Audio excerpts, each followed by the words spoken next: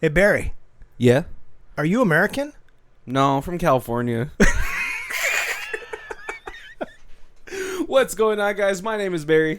And this is Colby. And this is Who Watches This.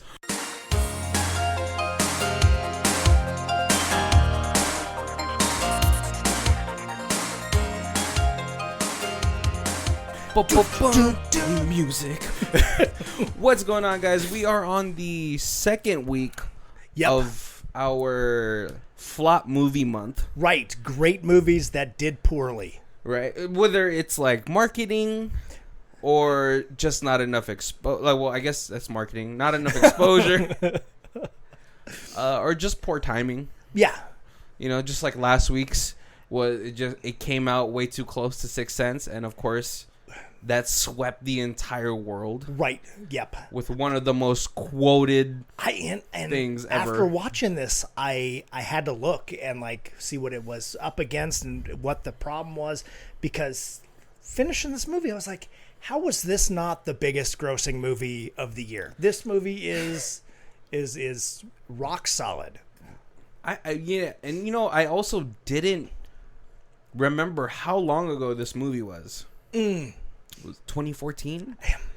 Right. 6 years. It's been 6 years, and it's still visually a great movie. Right. Oh yeah, definitely holds the test of time. And the storytelling was just as good. Right. Because I haven't seen this since it came out in theater, so it's been 6 years, and I guess I didn't remember as much or anything like that, but it was still an enjoyable rewatch. Oh yeah. Yeah. If you guys don't know what we're talking about, because we haven't said anything about it, besides of how much we love it, apparently, is we watched 2014's Edge of Tomorrow, starring Tom Cruise and Emily Blunt. Right. And which was tagged as Live, Die, Repeat. Which was probably one of the bigger issues, because when it first initially was on TV and ads, it was Edge of Tomorrow. So looking into it, it actually had a third name because the original story was they were going to name it after the original story, and so the very early trailers had that name, and then they thought that name's not sci-fi enough, so let's switch it up. Well, the original source material for this movie was I believe either a Japanese manga or a light novel. Right. Yeah. But I definitely think that wouldn't have gone well with American audiences. But as a Japanese title, it totally would have been fine. Right. Right. Because, but then I guess it doesn't pertain to really what's happening into the movie. It does, because at the end of every day you gotta die, or kill. Well, then it would be it should be all you need is death. Right. But Edge of Tomorrow, I feel is more of a American title. Right. Because, And I guess they went for it because they were pushing the sci-fi aspect of it more, and they felt like that was going to capture that sci-fi audience. Yeah. Well, I mean, I guess Stephen King already took the Langoliers, so right. If you guys have never seen the Langoliers, it is a movie about these dimensional creatures that eat the day away. Yep. But yeah, so and then so they went for Edge of Tomorrow after changing it from All You Need Is Kill, and then for some reason someone in the marketing department was like, whoa, 3 weeks before release we have to just change it to Live, Die, Repeat. Yeah. Which doesn't really sound like a title. It sounds more like a tagline. Right. And then so I think a lot of the issues with the marketing was Live, Die, Repeat was in way bigger font than Edge of Tomorrow. And like you said, I think when I brought this movie up, you're like, oh yeah. Or can you explain what you thought about it when this movie came out with the marketing? Oh, I didn't even see this in theaters, because I didn't realize that Edge of Tomorrow and Live, Die, Repeat were different or were the same movie. I thought it was two, and I was like, Tom Cruise is in two movies that look very similar, and they're coming out at like the same summer. That's yeah. See, and so yeah, see, and so I think this is like where the importance of marketing comes in, because if you so much, yeah, if you switch up names or you like if you take away portions of the title, everyone gets confused because I remember reading an article where Kevin Smith's movie with Seth Rogen, Zack and Miri Make a Porno, was a huge flop as well. But one of the reasons it flopped is in some states they took out the title of Make a Porno, so it was just Zack and Miri. Oh, right, and that says nothing. Exactly. I was like, what's this movie about? Oh my God, Seth Rogen and Elizabeth Banks. Yep. But like, you know, when you throw in the Make a Porno, it's like, okay, it's a comedy. So I mean, yeah. So definitely, I think sometimes the studios shoot themselves in the foot because they get scared. Right. I think also one of the biggest issues today is that there's like everyone wants to go through test audience. Mm-hmm. Yeah, and I think they implemented that system like in the mid-90s. They did, because I remember not knowing what that was and then getting invited to go see Teenage Mutant Ninja Turtles' first movie. And after, like, it was like 3 months before it was supposed to come out. Yeah. And they actually had us do like a whole survey on it. Like, did we understand it? Did we enjoy it? Favorite characters, memorable things about it, things we didn't like. And it seemed different when it actually came out and I saw it again. I can't think of anything specific. I can't be like, oh, there was this part with Shredder that they cut, nothing. But it was different, and I don't know if like the music had changed or if they had just done a little bit of editing just for time or something. But I remember thinking that when I saw it, I was like, this is a little bit different than the last movie I saw. And see, that's a problem because when you have test audience, right? The issue with test audience, or the way that studios get test audience, is that they don't get people that are gonna watch this movie initially. Right. Like, you know, well, they got me on Turtles, and I was like, this movie's perfect. Leave it exactly how it is. Well, also, this is the best. I think also at the time you owned a comic book shop, you're like, oh, he knows what he's talking about. But when you get someone that's like 55 and super serious, and you have him come to a Seth Rogen movie, right? He's gonna be like, oh, what's this trash? This is, and so at least what studio should do is that when they ask for a test audience, they get the target age range for that movie. That would make so much more sense. Yeah, instead of just, grabbing a random Susan and yeah. Oh man, but yeah, we should get to the movie because so if you guys have never seen this movie or ever heard about it, it is nothing really too new, but they put a twist on a old theme. Right. And they did it fantastically. Yeah, and it's funny when I watched this, it kind of reminded me of a game, like it's from PlayStation 2. It's called Resistance, where like one of the soldiers gets a little bit of the alien DNA in them. Spoiler alert, not really. And it kind of goes through that, but then they add in a little bit of Groundhog's Day. Okay. Actually, not a little bit. It's a whole this movie is a whole lot. Right. But like in the video game, it's just like. The video game is just all about like the main character getting some alien DNA and then them using him to fight off this horde of aliens. Right. Yep. But this one, it's more Groundhog Day with a little bit of that video game in it. Yeah. Kobe. So before we actually get to like the overall plot of the film, before Groundhog's Day, do you remember any other movie doing that sort of genre? I felt like there was other things that did it, but nothing to that extent that Groundhog's Day did that really like took advantage of it. I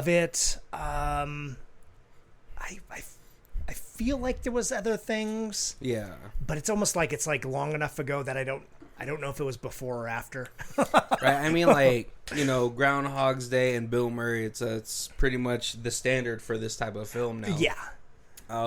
But this one, it does it with more of the sci-fi twist in it, which makes it more enjoyable. It's like a sci-fi action movie. Right. A little bit of comedy in there. And, I like when I first watched it, I remember thinking how Tom Cruise had pretty good comedic timing. Mm-hmm. when he goes through the repeated days. Yeah. Right, and he's not gonna be overall he's not gonna be like a comedian. Right, this is not like ha funny, but yeah, like he sarcastically quips on things because they have repeated, and it's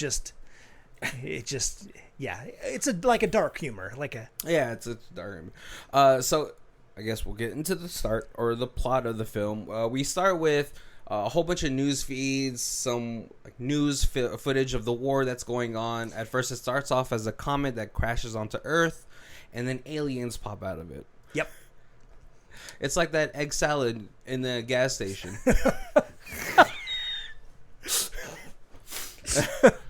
And one of the people that's doing the coverage on the news is Tom Cruise, who only went into the military because his advertisement firm had crumbled. Right. And so so he goes in with a degree, so he comes almost starts off as an officer. He's not seen any kind of wartime or any battle or anything. He is totally a face. Yeah, he's pretty much like a communications officer. Yeah. Or like a marketing, just marketing the war, hopefully to get more recruits to fight these battles. And so, for some odd reason, when he gets to, I believe, London, he all of a sudden is thrown into the front lines. Right. And, of course, he's like, no, man, I'm just the... It's kind of like they're like, we need you to sell this from the front line. And then he's like, no, I don't want any kind of battle time. And then he kind of half blackmails or threatens to blackmail the general. The general. And so then, the general, unappreciative of being blackmailed, just basically is like, well, we're bumping you back down to private, and we're sticking you front spearhead front line. Right. And one of the issues is that this general is a complete asshole throughout the whole film. Yeah. Even towards the later end of the film where he's able to undoubtedly let you know that I've repeated this day how many times. Right. And still he's like, oh, all you're doing is parlor tricks. Ha ha. Yeah. But all of a sudden he gets tasered. And then when he wakes up, he's on this pile of baggage. Handcuffed. He's still in his officer uniform, but without any of stripped. He's stripped. So this is sort of where our checkpoint of the movie is going to be for a good while. So for the first day, he's freaked out. He's never been in battle. Right. He's introduced to his squad, but they're all they all hate him. Right, and his sergeant. His sergeant is basically the only one that kind of knows what happened, but he just is basically you're a deserter, and so we're throwing you front line, kind of. Yeah, he's like, we just need more bodies on the field. Yep. And, and this is what you're going to do. This is your squad. This is where you're going to be. So, of course, as you can picture it in your mind, he's completely freaked out. He only has one day to prepare to be on the front lines. Right. Which he is ill-equipped to be on the front. He doesn't even know how to take the safety off of his machine gun hand. Yeah.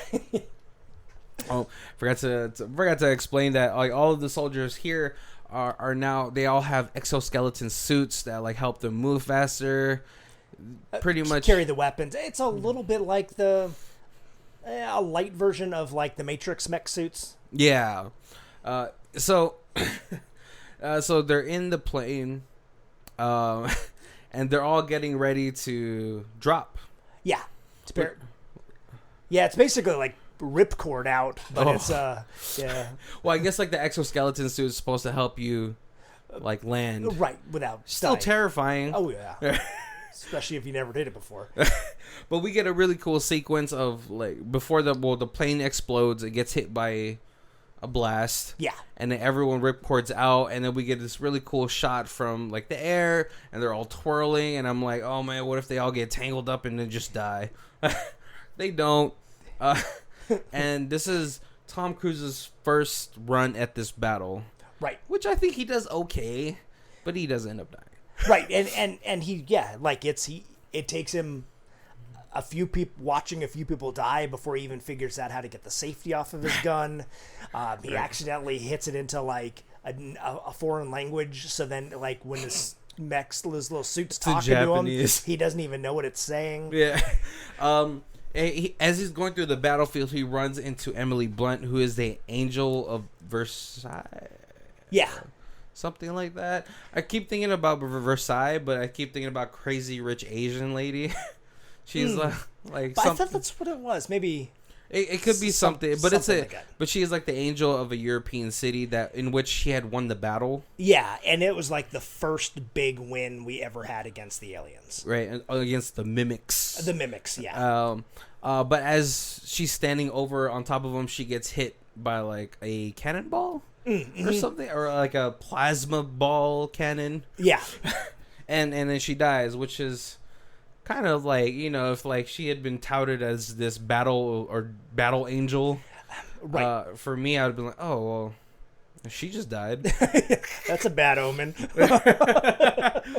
But he's trying to run away, but he runs into his sergeant, and he drags him to the crater that they're like trying to set up to surprise the mimics. Yeah. Unfortunately, they are all ambushed from underneath, and Tom Cruise kills an alpha mimic. Right. With a claymore. And this is kind of like a really cool shot because when the claymore hits, it kind of goes into like this slow time motion. And you see the explosion, they pan all around him, and then we see all the blood disintegrate his body. Yeah. Yeah. Which is also cool because that was almost like it was a really good blend of practical and CG. But instead of dying, he wakes up to start the day. Back on the pile of baggages. Yep. Or luggages for all the students. Or no, students, for all the soldiers. Yep, he went back to college.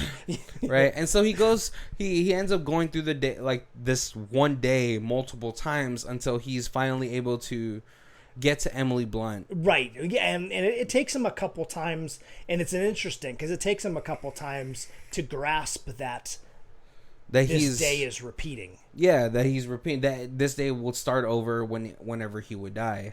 Yeah. And so when he finally gets to Emily Blunt, he's shooting at things and not even looking because he already knows where they're going to be. Right.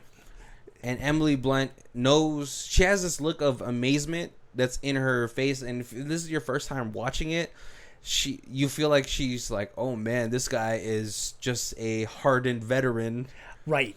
But before they can get away from the junker plane, she's like, come find me when you wake up. Yeah. And then it explodes, and he's like, oh, she knows what's going on with me. And so then he starts to team up with her. Right, and then there's another fun couple shots of him trying to escape from his like his drill sergeant to be able to find her. Yeah. One of the ones is like terrible. Like it sucks because he gets just ran over because he's overspinning. Yeah, he tries to do this spin underneath the truck to roll away, and he overcompensates, and the truck just smashes him. Which, like, in my mind, dying this many times and remembering it has to be traumatizing every time you die. Yeah.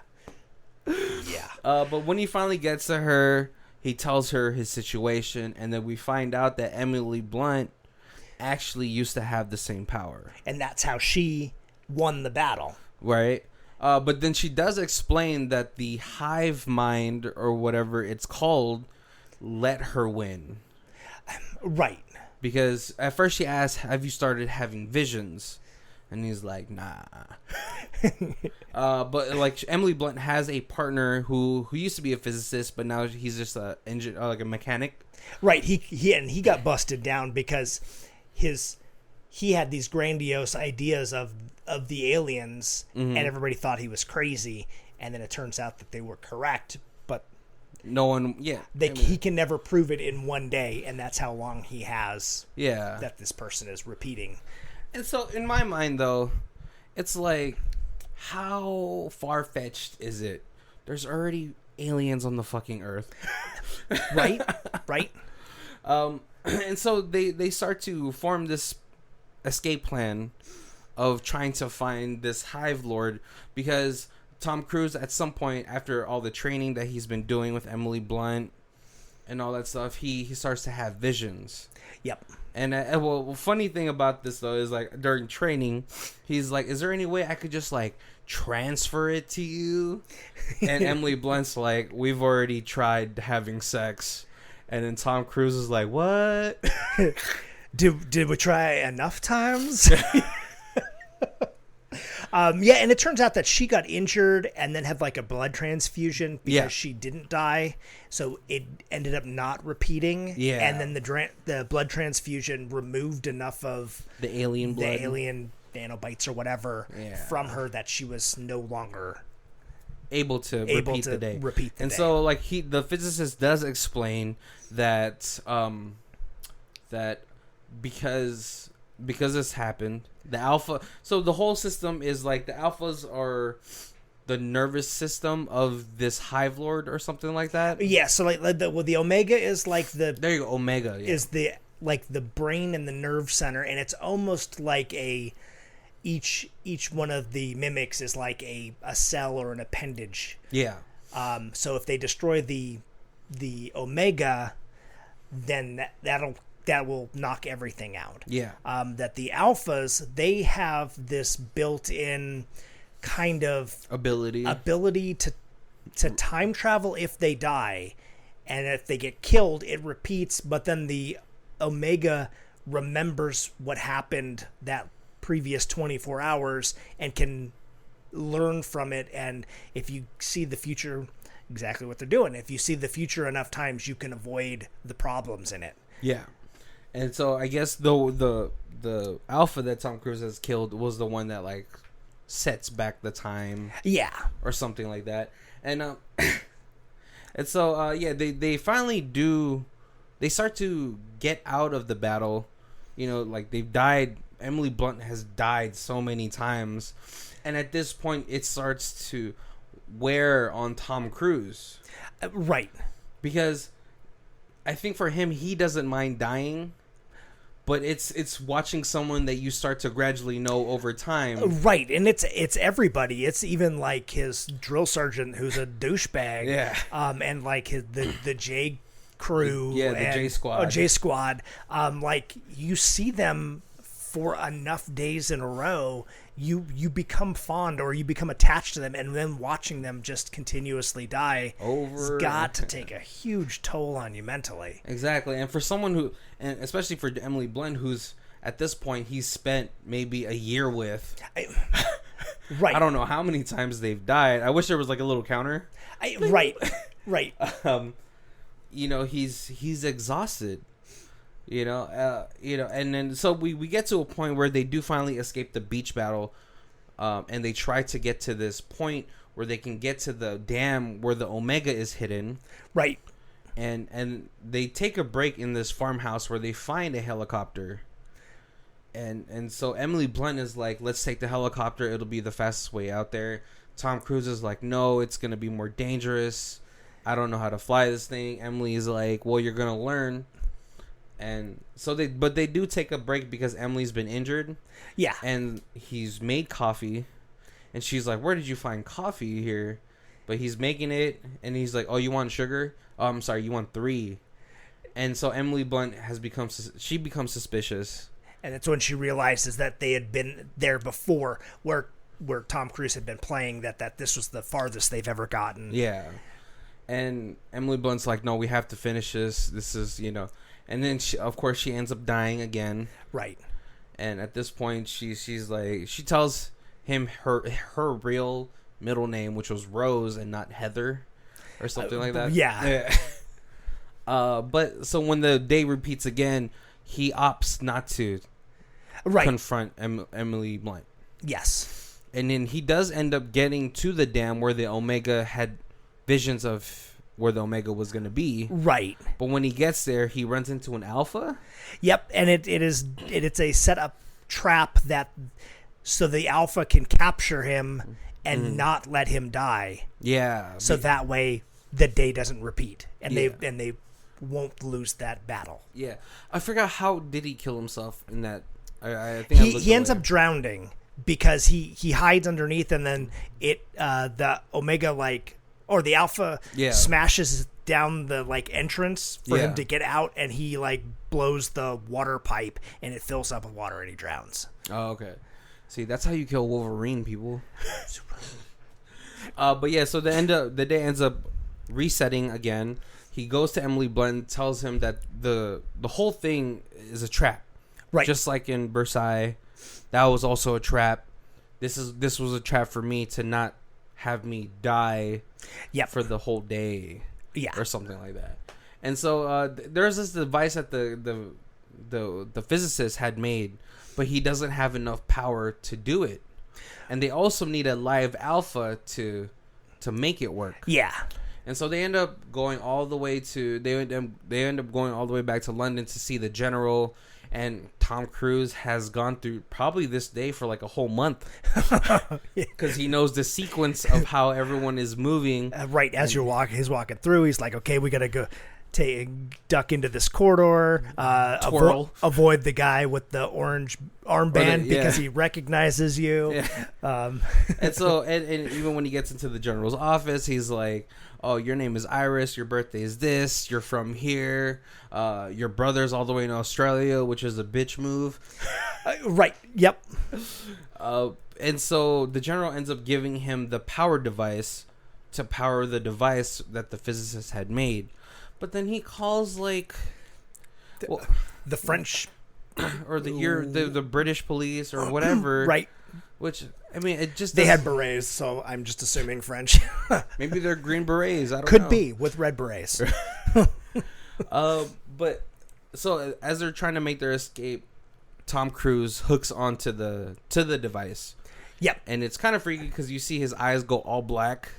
But he finally gets he finally gets linked up to the real Omega and where it's at, and it's in Paris. Right, near the Louvre. Right, or underneath it. Yeah. I don't know. But I guess at this point, Paris has already been taken over by the aliens. Yep. Taken over by aliens. But before they can make their escape, one of the exoskeleton soldiers smashes into the car, and now there had been a transfusion of blood for Tom Cruise. Yep. So now he knows that he no longer has... That this is truly the last day. Yeah. Which is kind of terrifying because, up to this point, he's had unlimited tries. Yeah. He did the left, right, up, down, A, B, start. And now he doesn't have the Game Shark to reset the day.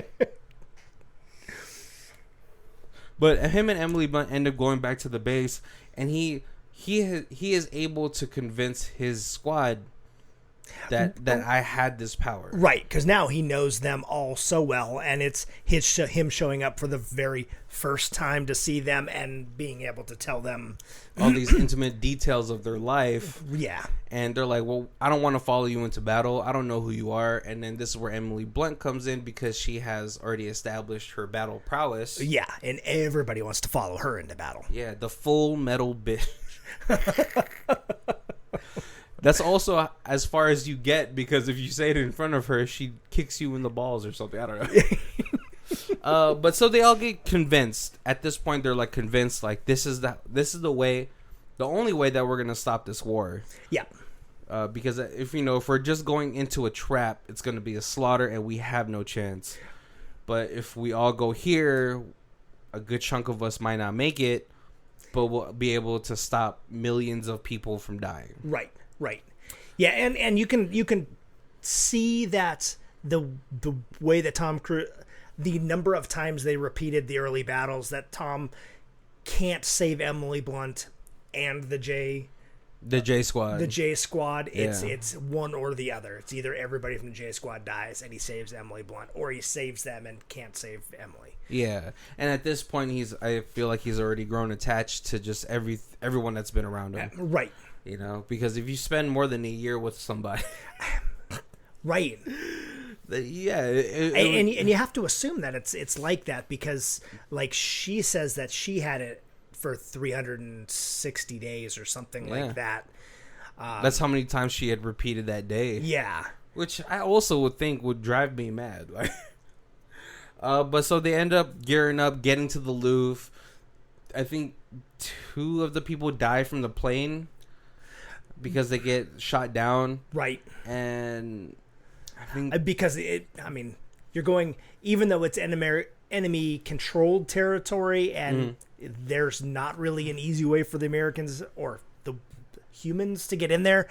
There's still, it's not heavily guarded, but there's still guards there. Yeah, there's still mimics all over the place. Well, I think like especially for like this sort of hive type of system, they would have mimics around the Omega. But they do end up getting another plane, and they're like, we don't need this to fly. We just need this to get us there fast. Yeah.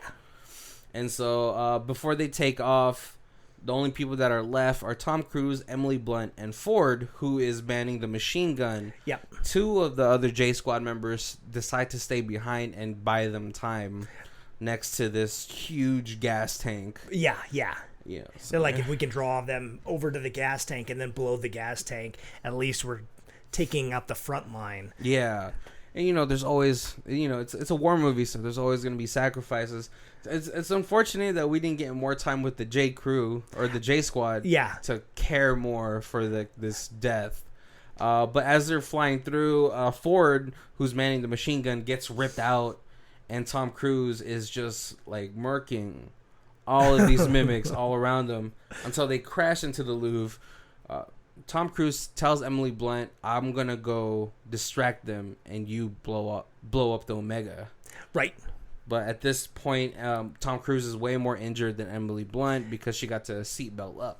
Yeah. The importance of a seatbelt, guys. Yep. So Tom Cruise watches Emily Blunt die from an Alpha. Yep. And he jumps into the water where like the Omega is staying, and he pulls all the pins before the Alpha can catch him. Yeah, catch him, spear him through the chest. And then like it's funny because he had to like turn around and then show all the pins. Like the Alpha knows what that means, I guess, at this point. Well, I guess at this point they've been fighting the humans enough that he knows what the pins are. Right. But it's just funny if you think about it. Like, I don't know what that means.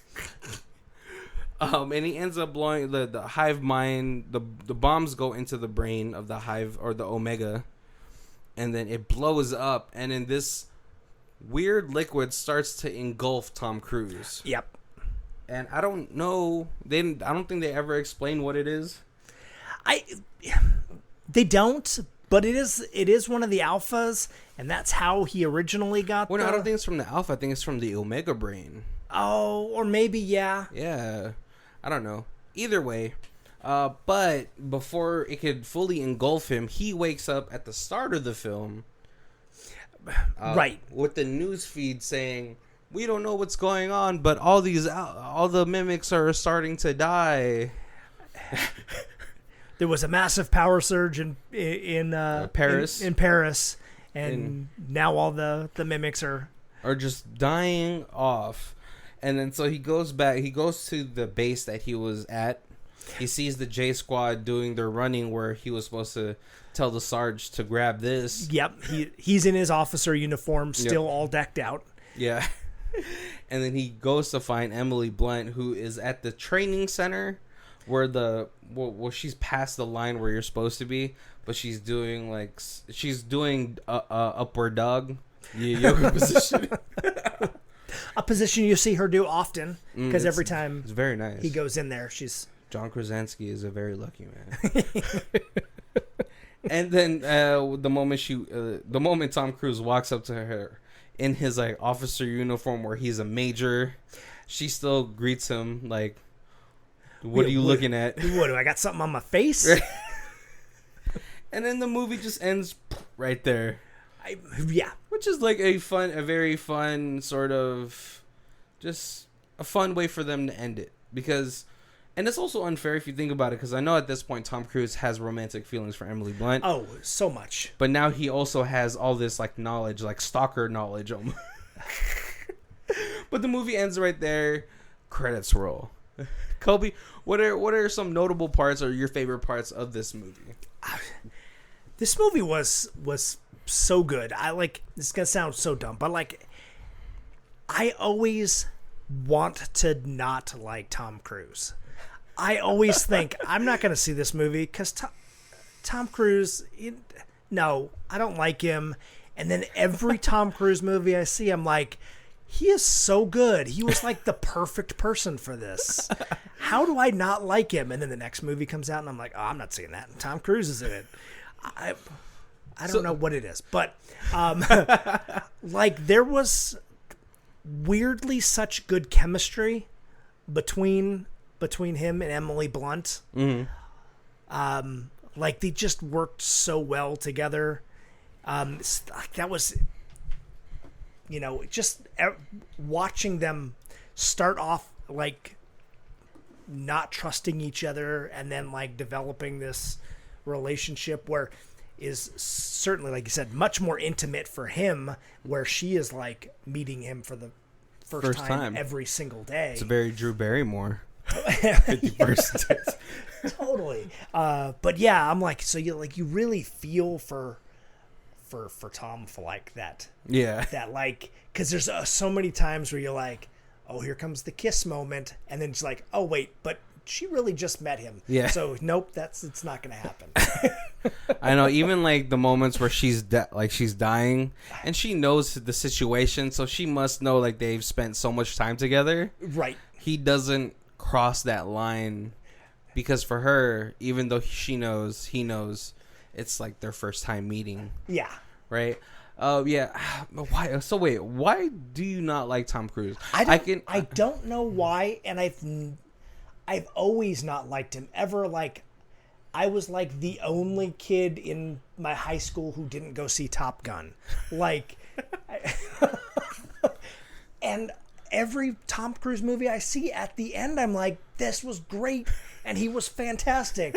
I love Tom Cruise. But then the next movie comes, I'm like, I'm not going to see that. I hate him. So I think I don't know what it is. So, yeah. But, like, the thing about Tom Cruise is, like, no matter how eccentric he is for being a Scientologist, I don't know what goes behind closed doors. Right. But, man, as far as, like, an actor or for a person of his, like, that practices his craft, I feel like he is, like, the top, like, tier list. Even still, because he will put in the work to do his own stunts, to do his everything. Right. And like, I have so much respect for him for doing that kind of stuff. And the Scientology thing, that's whatever. To me, that's your personal life. Yeah. Whatever. I don't care what religion you are. If you make it happen on screen, I don't. And he does every single time. Yeah.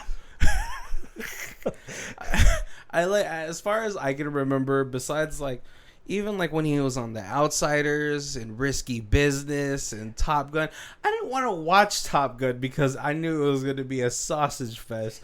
Just come on, like there's no reason for that volleyball scene to be in there. But he delivers so well. Always. Yeah. Every time. Every time, like I feel like every time I watch a Tom Cruise movie, I know I'm not going to be bored.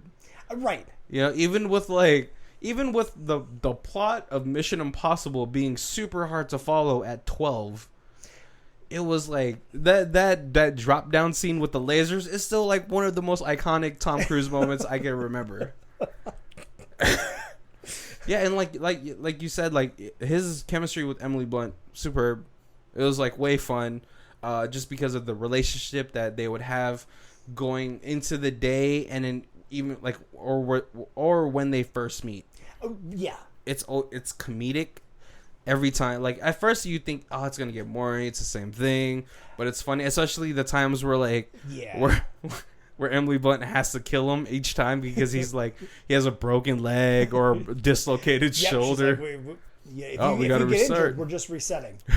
He's like, no, it's not broken. It's not broken. I can get up. She's like, no, it's broken. Bang. And it's funny too because at some points he's like, no, fine, just do it. And in my mind, there's still soldiers at that range, and they see her like shoot this guy. Right.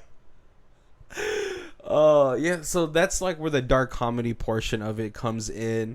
I know we didn't get enough of the J Squad, and I think it's because they wanted to set this relationship in stone for the audience. Right. Yeah. Because it was such an important part, and I'm like, if this was like a Netflix series and they had 10 episodes or something, yeah, I could see them doing a whole lot more with the J Squad, and kind of filling some of that stuff in where there's only so much you can do in a 2-hour movie, repeating the same thing, 360 days or whatever it is. Yeah. I think this would have done a lot better as far as like popularity wise if it was a series. Right. Yeah, but I don't know if you can get Tom Cruise to sign a 10-hour series. That's true. Yeah. I don't know. Like, I think it would be really fun to see him. And it ends in like. I almost didn't want it to end like it ended. I could have had him die killing the Omega. Yeah. And then as the credits start to roll, you have like the news in the background being like, playing from the day before on how like this power surge and stuff. Yeah. And it just, it's like, so none of the war actually happened.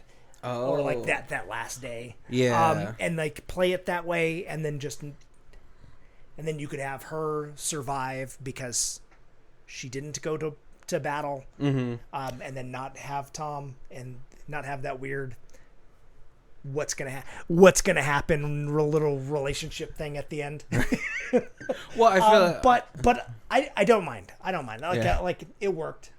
That does sound good where like the credits start to roll after he gets swallowed up by the alien blood or something like that. Yeah. And then have the credits to one side and then have it where like he just wakes up, and then we have maybe like an extra like 5 minutes during the credits to like resolve some things. Yeah. But either way, I think it would have been fine. Like if the movie had ended where the war was done after he kills the Omega, and then he becomes like just like a decorated like hero, like him and J Squad in the battle or the Full Metal. Right.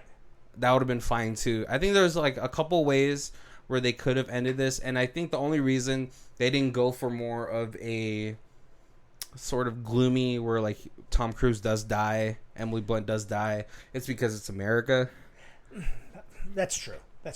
And they could have done it where like he woke up but he wasn't, because now he wouldn't have been there because now he's in the past again. Mm-hmm. And so then like the decoration to the J Squad minus him. Yeah.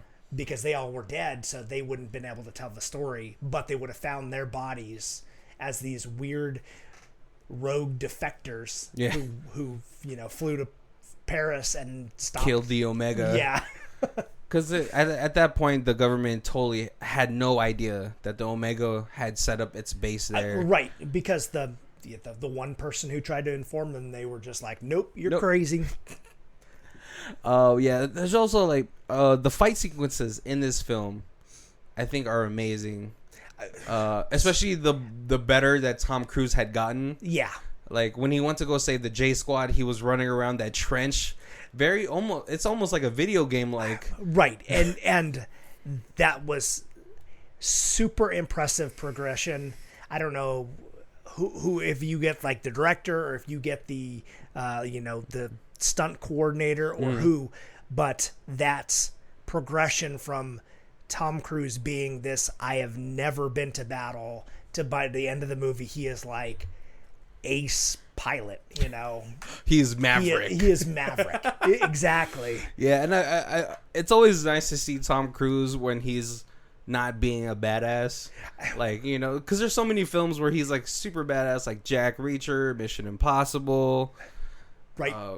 Yeah, like Top Gun, you know. But in the beginning of this film, it's much more comedic because in your mind, you've seen Tom Cruise in so much action roles that when you see him sort of be a coward, it's funny. Yeah, yeah. And he sells it. Even so, the scene where he tries to blackmail the general, he's doing it, but he's very hesitant. Like, yes, he's very nervous. Yeah. And so I think it'd be nice. Like, I mean, it'd be nice to see Tom Cruise in more roles where he's not always being a badass. Yeah. But I guess it's for him. I think it's good because, you know, he's probably just trying to get as much miles from his body as possible. Right.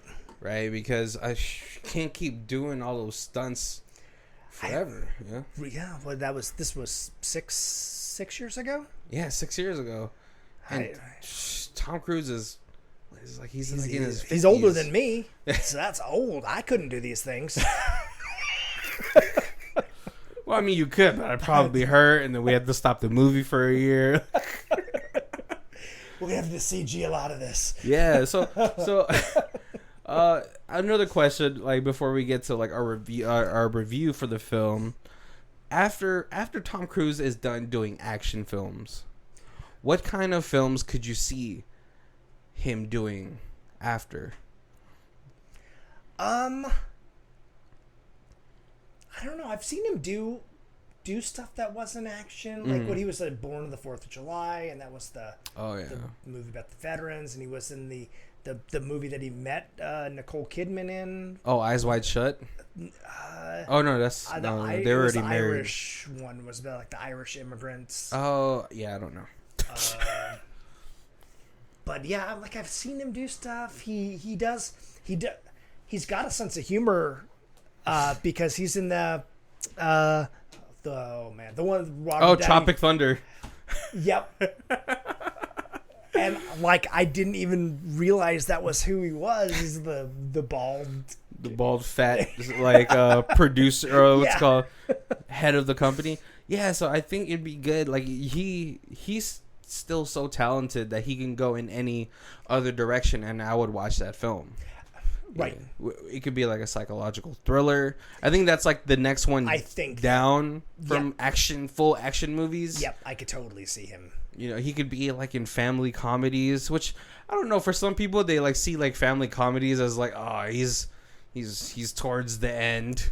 You know, oh, Dennis Quaid is in that movie with 12 kids. Jesus, what a nightmare! First of all, but like he could almost be A Few Good Men. Oh, like a political drama, like that kind of thing. I could see him taking over that part of Jack Nicholson. And then having like whatever the new young talent be the other side, because now he would almost be old enough to be that seasoned general. Yeah. So I mean, yeah, but I feel like I was disappointed that this movie didn't do as good as it's for its pedigree of like for its storytelling. It's awesome. The movie never feels like it's lagging or boring. Never. You know, but then there's breaths of like moments where they have comedy in it, which is like a nice break from the intensity of this film and the subject matter of like war, battle, and all those things. And I think Tom Cruise is so good at selling those parts. So I had to look it up. I was like, because like I said, I was like, why was this not one of the biggest blockbusters of the summer? Yep. And then I look it up and I'm like, it went up against Transformers, The Hobbit, Guardians of the Galaxy, Hunger Games, X-Men Days of Future Past, Captain America Winter Soldier. Oh, there you go. Planet of the Apes, and Spider-Man 2. Wait, Spider-Man, The Amazing Spider-Man? The Amazing Spider-Man 2. With I forgot his name. That would have been the second. After Tom Holland. Yeah. Before Tom Holland and after Toby. Okay, yeah. Yeah. I'm so Andrew Garfield. Andrew Garfield, there you go. So it was a pretty stacked summer. Yeah. I mean, and then it came out the same weekend as Maleficent. Oh, Disney. And Maleficent was very well marketed. I've never seen it. And that movie just dominated for female, I guess, for villain. Female and the young audience. That movie was just unstoppable. Okay. So, do you think this would have done better if it had released after summer? Maybe. Yeah, because I mean, relatively at that time, like Guardians of the Galaxy was a gamble for people. Like, who are the Guardians of the Galaxy? Right. Chris Pratt. And that was really pre-summer because Marvel always does their like in July their big release May 5th. Oh, okay. Or that first weekend in May. Yeah. Before summer. I know that because Comic Store, and it always corresponded with Free Comic Book Day, which was always the first Saturday in May. So that was, and that's kind of the start of that blockbuster season, and then that was a gangbusters packed summer of movies. Yeah, I think this movie, if they had pushed it to like maybe the last week of August, I know like a lot of states are going back to school. But I think it would have done better because then, like, maybe the hype of, like, Guardians had went down. Because people were raving when they like, oh, Guardians of the Galaxy is so funny. Right. Which it is. It's a good movie. Yep. I like the soundtrack is what made that movie for me. There's, like, people who are diehard Lord of the Rings fans who, like, the Hobbit hype would have went down. I just think it was probably bad timing for this movie to come out. And there was another movie that came out that summer, which also ended up becoming huge but didn't have a great opening weekend. Was John Wick. Oh, but it's Keanu Reeves. I know, but there was another one I didn't even hear about that till it was already on tape, and people were like, you gotta rent John Wick. And I was like, I never even heard of this. I remember, and then I watched it and I was like, oh my goodness. But I remember watching John Wick and I was like, why is no one talking about this film? Right. Because at that time, no one was throwing respect on Keanu Reeves' name. He had taken a break from like big movies. He'd been doing a lot of indie films. Yep. Like from this point, like from The Matrix to 2014, he wasn't. I mean, he made so much money from The Matrix. He doesn't even have to work, But when he came with John Wick, I remember because I'm a nerd. I like to watch trailers on YouTube. So I was watching. I was like, oh, that looks good. And then when I watched it, it was just a huge callback to like 80s and 90s action films with a more realist, like somewhat realistic. I mean, it's still it's a one-man army type of deal, but it was good. But like, man, Transformers. I'm not really a huge fan of the Michael Bay Transformer movies. But that younger audience that would have definitely enjoyed this. Yeah. That like late high school, college, that definitely Transformers stole them from this movie, and that would have been like their key demographic. Yeah, I think this movie, as far as like for our target audiences go, I would probably say like mid-20s is like mid-20s to like 40s. Because this is, I feel, a more mature sci-fi film, right? And then with Tom Cruise, he's not the teen heartthrob, but he is still that that 30 something. Yeah. I mean, 25 to like on, girls will still be like, oh yeah, Tom Cruise, he's so handsome, right? Even like into his 50s, Yeah.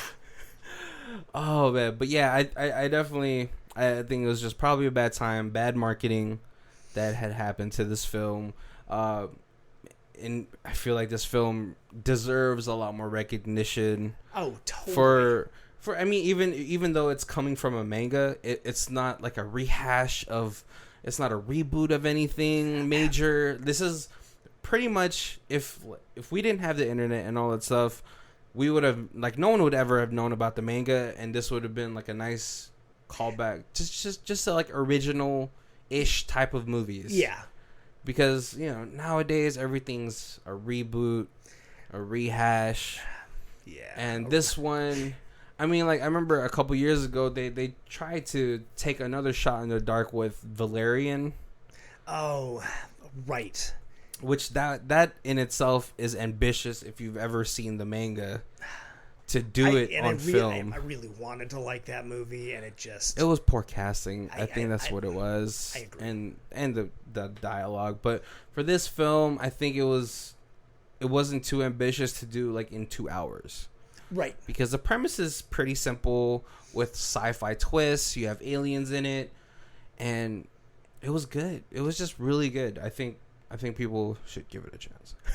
Absolutely. Yeah, if you haven't seen this and you're a sci-fi fan, that you gotta. Right, you gotta watch it. Oh, so we're gonna go to our reviews. If you guys have never been a listener, an audience member, we do our reviews in 4 sections, which is gonna be stream it, DVD it, Blu-ray it, and Ultimate Box Collection.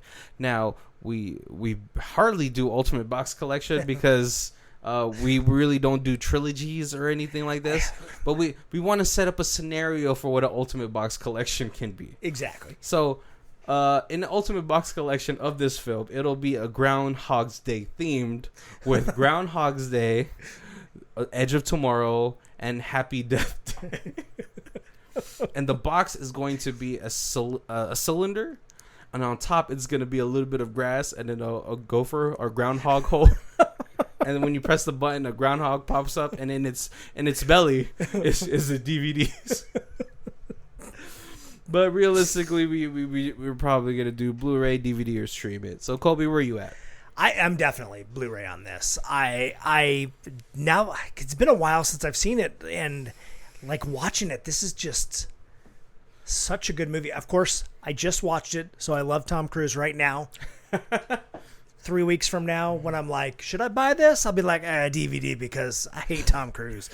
Yeah, no, this was fantastic, and there's the amount of sci-fi and stuff that went into this. I can't imagine that there's not some cool gimmies on the on a Blu-ray. Right. Like this is some extras, some cutscenes. Some background, alternate ending, something. It'd be super interesting, even just to watch like some director commentary. Right. Yeah, I'm probably on the same boat. Like as I was watching this, I was like, how do I not have this on Blu-ray yet? Because it'd probably have a lot of like tidbits about like the manga, like the original story too, to like just go through it.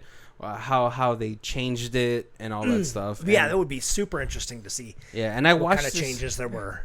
And I watched this through my DirecTV stream, and that's kind of shitty. Sorry, DirecTV, you guys should fix your streaming for people who have DirecTV, who are paying for satellite still. And this does occasionally get shown on the Sci-Fi Channel, so if you worst comes to worst, you could wait for that. And then Sci-Fi's got their app, and you can watch sci-fi movies minus the commercials through their Sci-Fi app. Oh, and so that's actually how I watched that, and it's swearing and everything in it. Oh, I should have just done that. Thanks a lot, DirecTV, for not making my life easier by making it easier. Well, we're coming to the end of our episode. Hope you guys enjoyed it. Please stay tuned for next week. If you guys have any comments or anything like that, all of our contact information is on the show notes down below on our email or our Twitter. You can hit us up through there. Please leave a review or a like or anything on any streaming services that you use. Yeah, if you got a specific movie you want us to watch, let us know. If you got a theme that you think that we could tackle, let us know on that. Yeah, and even if you just, I've been looking at the stats, and I just want to hear from the people that are listening to us. Even if you want to tell us you suck, which is not a nice thing to say, but it'd be nice to hear from the audience. That'd be really cool. That's true. Anybody knows the Totino's Pizza people, let them know we're looking for a sponsor, because Totino's Pizza Rolls are the ideal movie watching snack. I think movie theaters should start selling it instead of popcorn. Just a bucket of Totino's Pizza Rolls. Well, I hope you guys enjoyed it. My name is Barry. And this is Colby. And this is Who Watches This. If you guys want to know who does our theme music, it is Lee Rosevere. It's called Arcade Montage from the Music for Podcast 3 album. And her Bandcamp is down below. Thank you.